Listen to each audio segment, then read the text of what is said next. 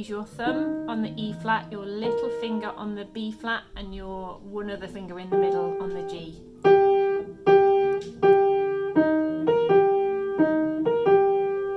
It's a high D, and then all the black notes. And then up high. For this bit, we then come down the chromatic scale, all the notes.